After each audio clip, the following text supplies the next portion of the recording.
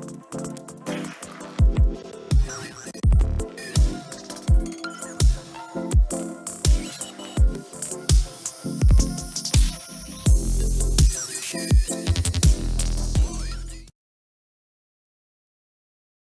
right, we got our 2011 Jeep Grand Cherokee Limited here with a 3.6.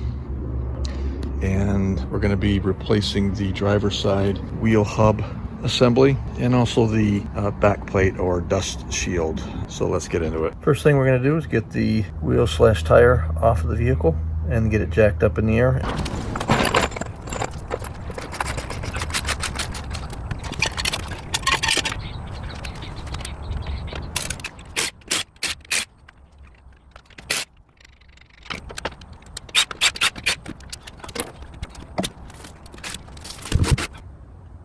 Let's get the brake caliper off. We're going to take the whole assembly off and hang it off to the side.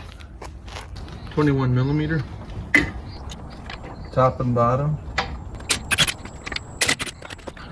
Be mindful of your speed sensor stuff.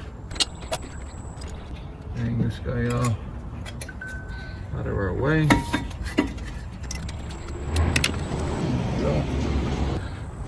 Alright, to get this, I'm going to come in just a little bit closer here. Not too close. To get this rotor off, there's a little O-ring that just sits up on that hub. I'm just going to get a little tool, kind of carefully work my way underneath there. Pull that out. You need that out of the way so your rotor just comes right off. Alright, once you get to this point here, you have three 15mm, at least on mine, 15mm bolts that connect this hub to the knuckle, and you also have the 32mm axle nut that has to come off. What I would suggest that if you're, when you're at this point, go ahead and get you some penetration and spray that penetration oil all the way up in there, because this is what we're after. This is the hub we're going to replace, and it includes all this. So these the studs and everything, but it mounts up against this knuckle assembly here. Sandwiches the dust backing plate. If you're lucky, when you loosen up those 15mm, you'll just be able to kind of whack on this here to remove it. Got another tool. I've already tried to get this off before and it was a beast. Spray that on there. I'm going to get the axle nut loose, and then I'm going to get the 15mm bolts loose on the back. You see one up top there, one there, and then one on the other side that's over here. They're about 120 degrees out, and you need to get at them from the back. You may need to turn the steering wheel, a couple different directions to get access to those nuts freely without damaging or risking damaging the CV axle boot that's back there. You don't want to damage that guy there. Like I said, 32mm on that center axle nut. She'll fight you coming off. Let me get my 15mm socket and get at the back. Got the wheel speed sensor back here that I need to get loose. It's a 10mm. I've actually had this off, so it came off pretty easy. And so I'm anticipating the whole thing to come off fairly easy. Yeah, I'm gonna put a little more anti-seize or something on there. That one came out good. There, you can just kind of tuck that away. Just remember it when you're putting it back together. Don't forget about that guy. Keep your nuts and bolts in place. Don't get those scattered all over the place. That'll just add to the misery of your project. I'm gonna see if I can just take this off without my impact. And again, these are the 15mm hub bolts.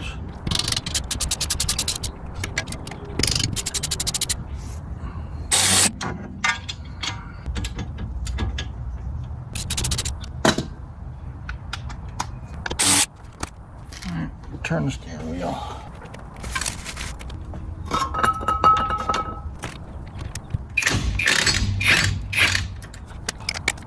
All right, so we have those three bolts loose. See the one down here and the one up there.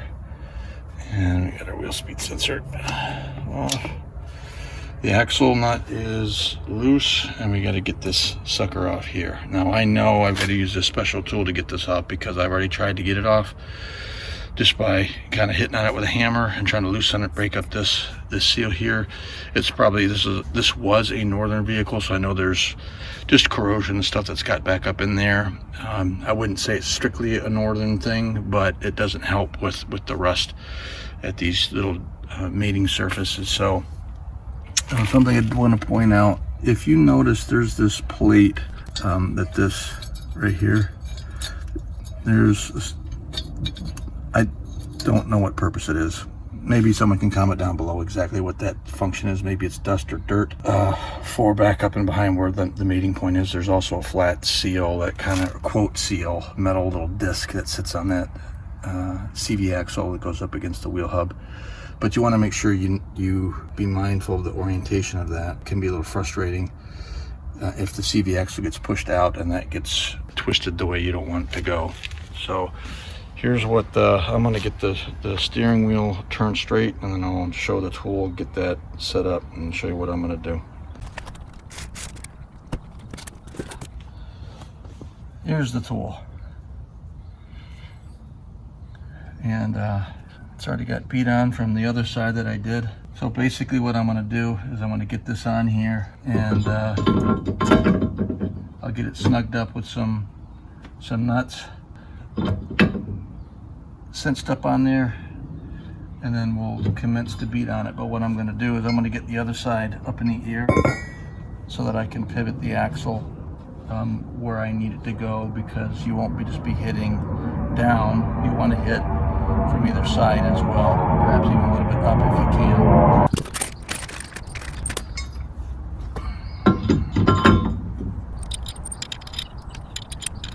Now what I can tell you with this is if you're using this tool, then in my personal opinion you should be planning on, plans should already be in place for replacing that assembly, that wheel hub assembly, regardless, because you're going to be beating on not only the axle assembly, but you're going to be putting an awful lot of pressure and stuff on these studs.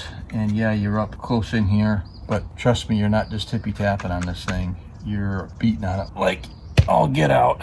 And I'm going to try my small hammer today just to see what it does, what it takes. It's a little easier for hitting off to the side and definitely underneath. But I had sledgehammer beaten on the passenger side the other day, and it was intimidating doing it because it makes a lot of racket. And even though I had a towel on here to kind of dull some of that, but it's kind of violent. But that's what you got to do to get this puppy off of here. So I'm going to go ahead and pull the bolts off, get those set off to the side, get this tightened down.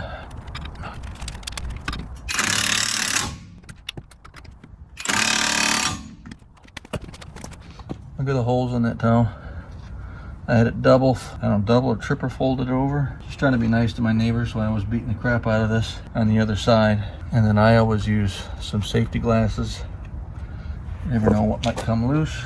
Double check everything's. All I've got on is the axle nut at this point. Yeah.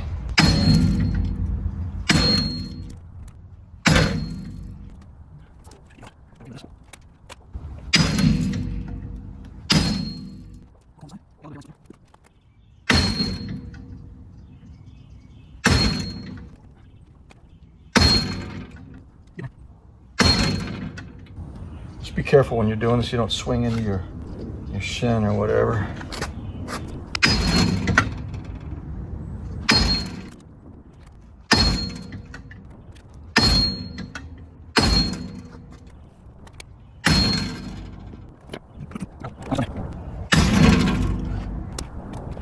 Yeah.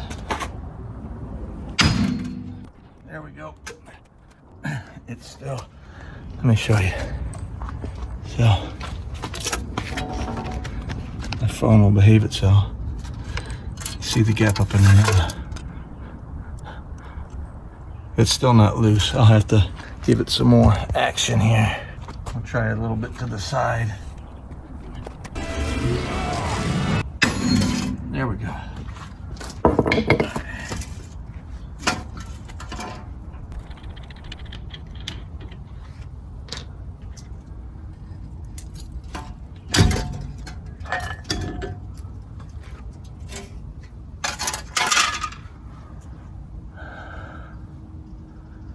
There it is. So what I'm going to do now is I'm going to clean up inside this hub seating area here. I'm gonna use some anti-seize. I'll show you that, what I use when I put the new one in here, so I won't have to run into this again. Got a workout in. All right, so basically what I just did is I just took this wire brush and I cleaned all on the inside here, all on this surface up in here, all the way around.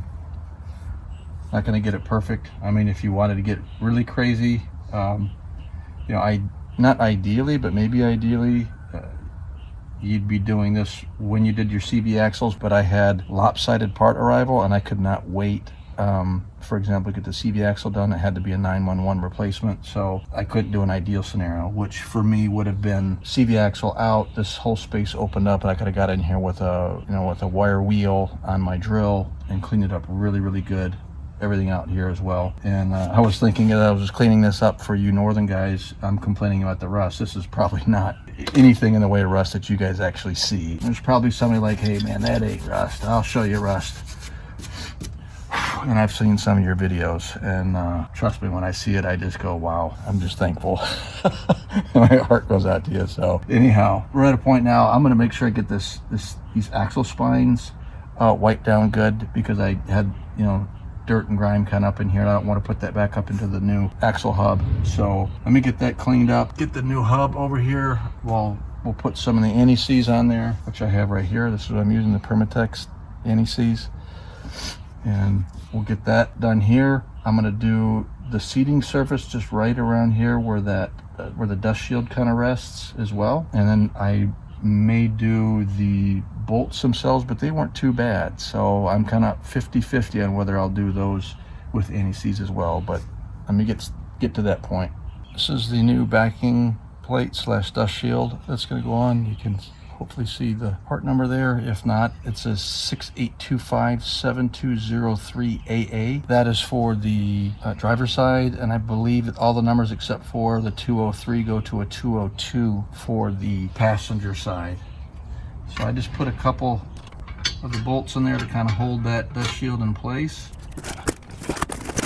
It's a Moog that I'm putting in here. Let's get the part number over here on the screen. A23211. It's the same for both sides. It shows a picture with the wheel speed sensor on there. This one does not come there because it's, you saw that one, it's separate over here. It's a separate wire harness connection, so picture can be a little misleading. When you open up your anti-seize, if it's been sitting for a while, because it's not something you use like on a regular basis. Well, maybe you do if you're a mechanic, right? And as an occupation, or you do a lot of car work, it'll be something that will, you know, it'll sit for a few months, and it can get a little separated down in there. So just make sure you take a look before you go down in there with your brush to spread things around, and you'll kind of have an oily, at least with the Permatex, there'll be kind of an oiliness to some of the stuff that's separated. Just gonna put, you know, I just put a dab where the dust shield is gonna rest. And I put those bolts in there, I think I mentioned that a second ago, just as a guide to kind of hold things in place. And I've got the little disc in the back set to go, the other little backing piece that it matches the bolt hole pattern as well. That's in place. Just kind of barely see that right there where I'm putting my finger, this guy right here. So you have this one, and there's another little ring right there, the two separate things. And so I'm gonna get some grease, just a light coat of grease on those splines.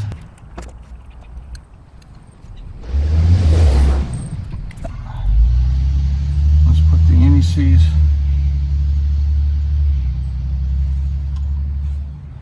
Debating whether I'm gonna put it on.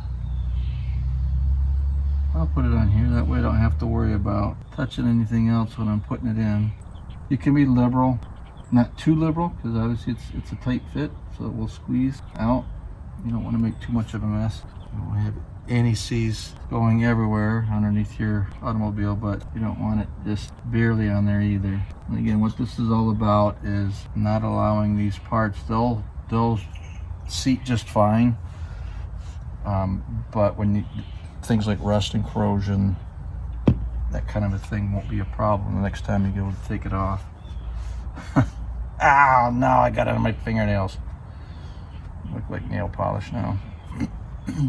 The other thing I'm going to do is on the back side here, there's where that little disc I was talking about rests. I'm going to put just a light coat of grease right there so that disc can free spin on there. And I really am curious if anyone knows like the official purpose of that. Maybe it's just like dust, dirt, but it's kind of a weird item. It doesn't really like look like it fits anywhere. It just kind of lays in there.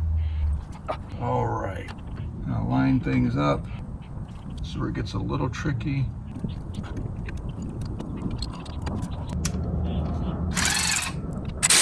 Make sure nothing's getting hung up. I want to bring it in even. I might have tightened this one side up just a little bit too much. There we go. Just an easy little tap there to get that bolt lined up. Turn the wheel a little bit. That way we can get this other one here.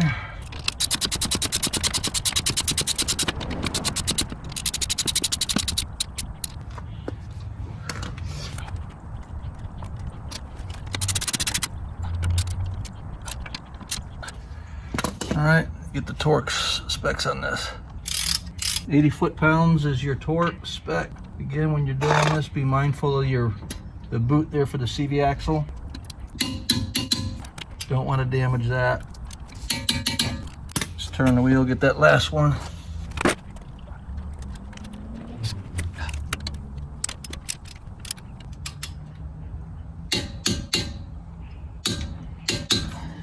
$80 plus a little extra for the road. All right, let me straighten this out. We'll get the CV axle nut on, and yeah, basically you're done. So you got the dust shield on. You see the orientation with it.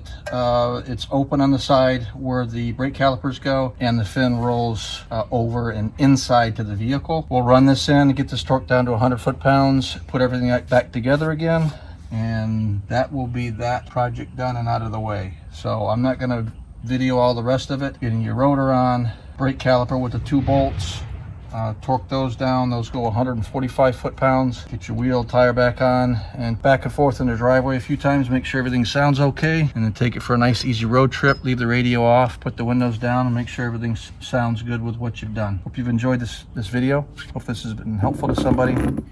Give us a thumbs up, and I like the video. Hit the notification bell, all that good stuff. If you got any constructive comments or questions, drop those in there. I like to get at those when I can. If I don't have an answer, I'll try and find one for you. Within reason, of course. But anyhow, this is Dutch out. Have a great day. Thanks for watching.